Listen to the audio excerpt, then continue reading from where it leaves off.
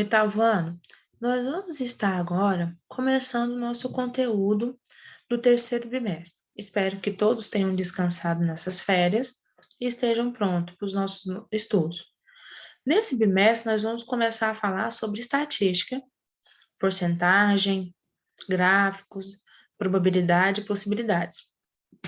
Bom, é importante que, se vocês têm alguma dúvida relacionada às aulas ou à realização de exercício, entre em contato durante o plantão, caso vocês ainda não estejam frequentando as aulas presenciais.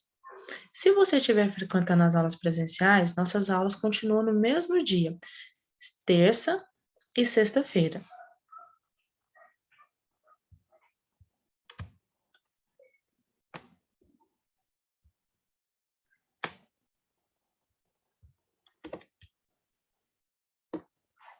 Nós vamos começar pelo estudo sobre porcentagem.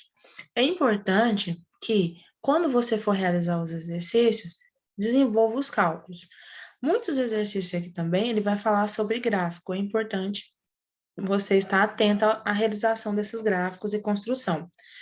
Os gráficos, eles devem ser construídos com muito cuidado e, geralmente, eles são bem coloridos. Então, você pode colorir eles com lápis de cor. Vamos retomar primeiro o conceito de porcentagem. A porcentagem, ela é uma relação entre uma quantidade qualquer e um conjunto que é formado por 100 unidades. A porcentagem, esse termo, ele remete ao porcento, ou seja, por 100 unidades. E o símbolo que a porcentagem usa é esse símbolo, o símbolo do porcento. Dentro da porcentagem, nós temos sempre um determinado valor relacionado a 100 unidades.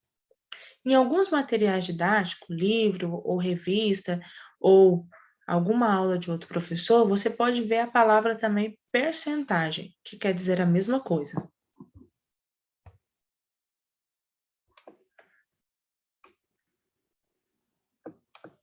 Vamos ver então como se dá esse conceito de porcentagem. Ele é muito frequente o uso dessas expressões que reflete o crescimento ou redução de preço, números ou quantidade, sempre tomando por base 100 unidades. O nosso primeiro exemplo, ele diz, a gasolina ela teve um aumento de 15%. O que quer dizer esse aumento de 15%? Ele quer dizer que a cada 100 reais que você coloca de gasolina, você tem um acréscimo de 15. Então, suponha que você conseguia abastecer seu carro, encher o tanque do seu carro com 100 reais. Então, quando teve esse aumento de 15%, para você fazer o mesmo processo, você conseguir colocar aquela mesma quantidade de gasolina, você não vai pagar mais 100 reais, você vai pagar 115. E se você abastecesse 200 reais? Então, você vai pagar 230, porque é o 15 duas vezes. Se fosse 300 reais, você iria pagar 345, porque você aumentou 15 três vezes. Então, a cada 100 reais que você abastecia antigamente e tinha uma determinada quantidade, você agora vai ter um acréscimo de 15 reais. Nosso próximo exemplo. O cliente ele recebeu um desconto de 10% em todas as mercadorias. O que isso quer dizer? Quer dizer que toda vez que alguém comprar 100 reais de produto, eu vou diminuir 10. Observe que aqui eu estou falando de desconto, esse valor vai diminuir. Então, se eu comprar 100 reais, eu vou pagar, na verdade, 90. Eu vou diminuir 10. Se eu comprar 200 reais, eu vou pagar, na verdade, 180. Porque eu vou diminuir 10 duas vezes. E assim por diante. Nosso terceiro exemplo. Dos jogadores do Grêmio, 90% são craque. Ou seja, a cada 100 pessoas que jogam, 90 pessoas são craque. Então, você vai ver que a relação de porcentagem, ela tem a ver com um total de 100.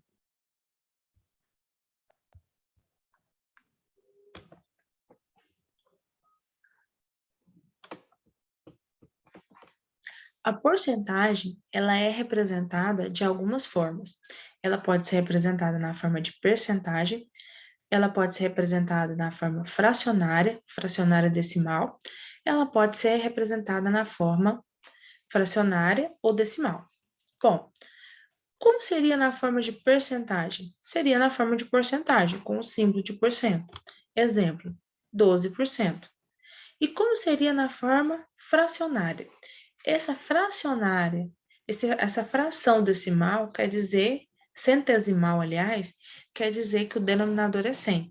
Esse símbolo, ele quer dizer por 100, ou seja, eu estou dividindo 12 por 100.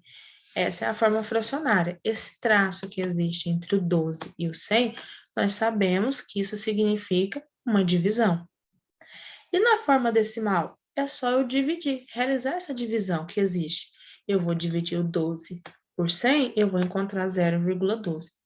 É importante vocês entenderem bem que uma porcentagem ela pode ser representada de 3 formas. Normalmente, quando eu estou falando de um problema matemático, ou de uma reportagem, ou de algum lugar que eu vejo essa forma de porcentagem, numa conta de água, de luz e assim por diante, ela vai estar na forma percentual, ela vai estar seguida desse símbolo de porcento. Mas à medida que eu preciso realizar cálculos para determinar qual o valor de uma porcentagem, eu tenho que usar ou na forma fracionária ou na forma decimal. Por isso que é importante entender essas 3 formas.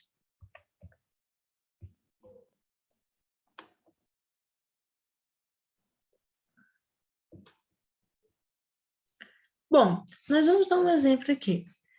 Suponha que eu fiz uma compra de R$ 200, de R$ 800, e eu vou receber um desconto, e esse desconto vai corresponder a 20%. O que isso quer dizer?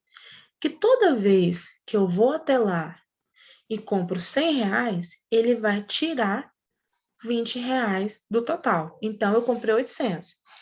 Quando eu comprei R$ 100, diminuiu 20. Quando eu comprei mais R$ 100, diminuiu mais 20. Eu comprei mais R$ 100, diminuiu mais 20. E assim por diante. Bom, se eu não quiser fazer esse processo passo a passo, qual outra forma que eu posso calcular? Eu vou calcular 20% de 800, ou seja, 20% eu vou escrever na forma fracionária, 20 sobre 100, e vou multiplicar por 800. Aqui agora, eu tenho várias opções de como continuar esse cálculo. Eu tenho uma divisão, que é o 20 sobre 100, e eu tenho uma multiplicação pelo número 800. Quando você está resolvendo uma expressão numérica, você vai ver que tem regras para resolver ela. Ou seja, as operações matemáticas, elas devem ser feitas em uma determinada ordem. Primeiro você vai resolver todas as potências e as raízes, depois você vai resolver todas as multiplicações e as divisões, e por último, soma e subtração. Observe que multiplicação e divisão, ela está no mesmo patamar de importância, ele é o segundo importante. Então, quer dizer que você pode optar, você pode escolher. Você quer primeiro dividir o 20 por 100, vai encontrar 0,2, e depois multiplicar por 800? A resposta vai ser 160. Mas se eu quiser multiplicar primeiro o 20 pelo 800, eu vou encontrar 16.000. E ao dividir por 100, eu vou encontrar 160, do mesmo jeito. Mas aqui ele ainda optou por fazer com uma forma muito mais simples. Ele simplificou. Ele analisou que o 100 é acompanhado de 2 zeros. E o 800 também tem 2 zeros.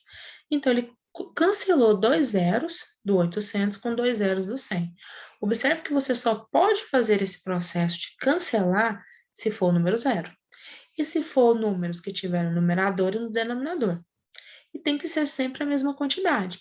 Observe que o 20 ele ainda também tem um zero, mas como não tem mais zeros no 100, ele não continuou simplificando. Se houvesse mais um zero, eu poderia cancelar com 20, mas como não tem, eu não faço esse processo. Quando você cancela primeiro, você tem a vantagem de diminuir os cálculos. Então, se você está fazendo um exercício num horário de prova que o tempo está um pouco mais escasso, você fazer esse cancelamento, você vai aproveitar seu tempo melhor. E aí eu dividi. 20 dividido por 1 é 20, e 20 multiplicado por 8 é 160. Cheguei na mesma resposta.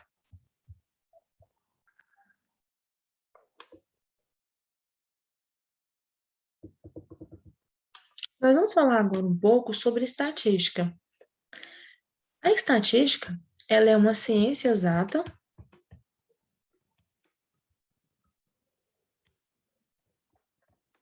que estuda a coleta, a organização, análise e registro de dados por amostra.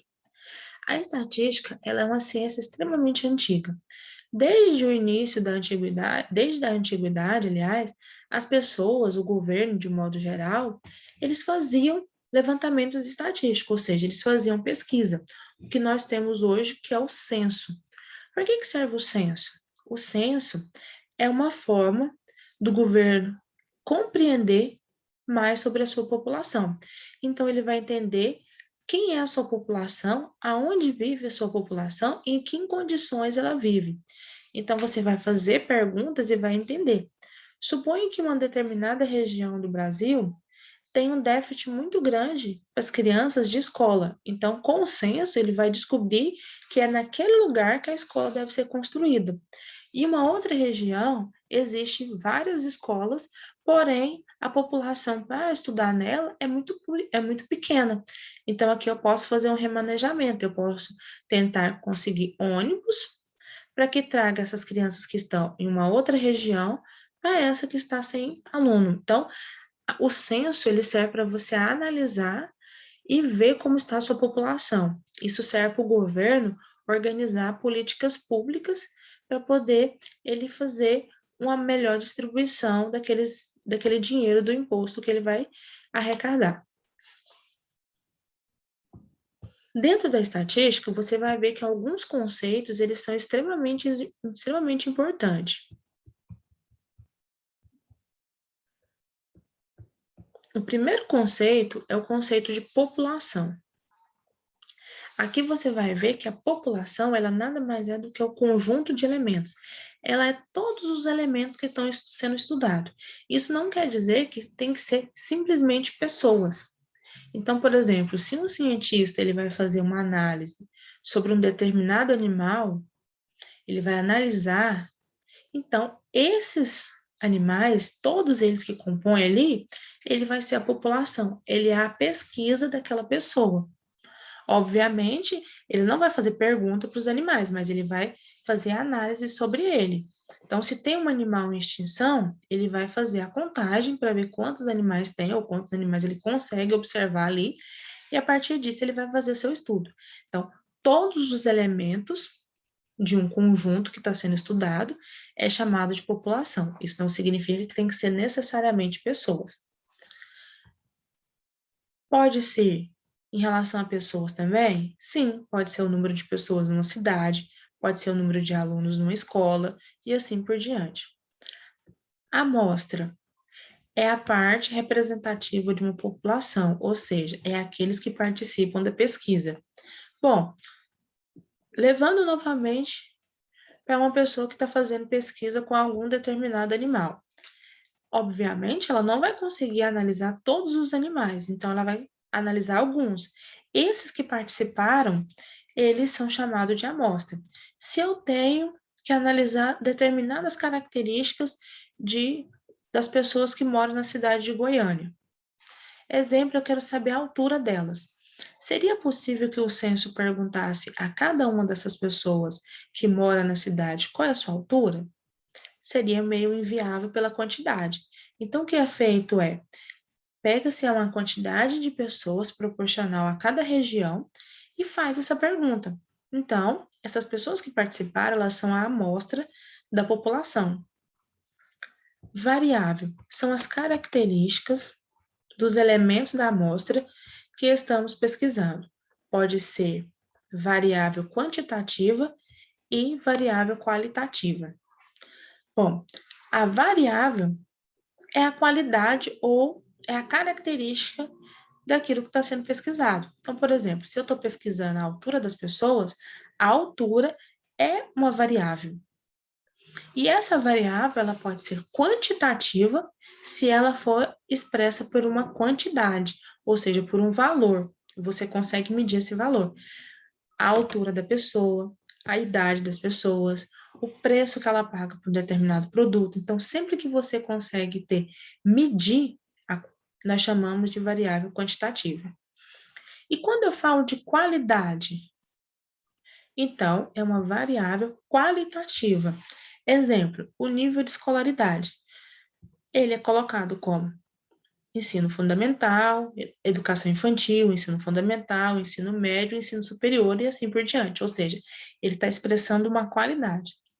Normalmente, você vê também essa variável de qualidade quando você vai a algum estabelecimento e tem algumas fichas para você preencher o atendimento, sobre o atendimento. Então, quando você vê lá que essa ficha está escrito bom, ótimo, regular, ruim, e você marca, você não está dando uma nota, um valor em quantidade, mas sim em qualidade. A qualidade do atendimento foi boa, a qualidade do atendimento foi ruim, e assim por diante.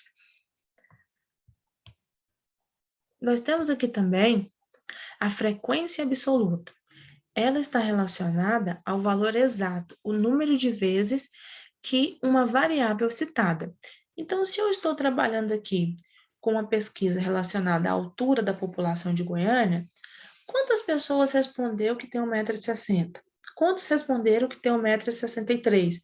Quantos responderam que tem 1,70 m? A frequência absoluta é a quantidade de vezes que cada pessoa respondeu uma determinada altura. Então, qual é a frequência absoluta das pessoas que responderam 1,70 m? Então, eu vou contar quantas fizeram isso. Frequência relativa. A frequência relativa é representada através da porcentagem. Sempre que você quiser expressar algo por porcentagem, você multiplica por 100 e aí você pode acrescentar o símbolo de porcento. Bom, eu vou pegar a frequência absoluta, ou seja, o número exato de vezes que ocorreu aquela determinada variável, dividir pelo total de amostra e multiplicar por 100. E aí eu vou ter a nossa frequência relativa.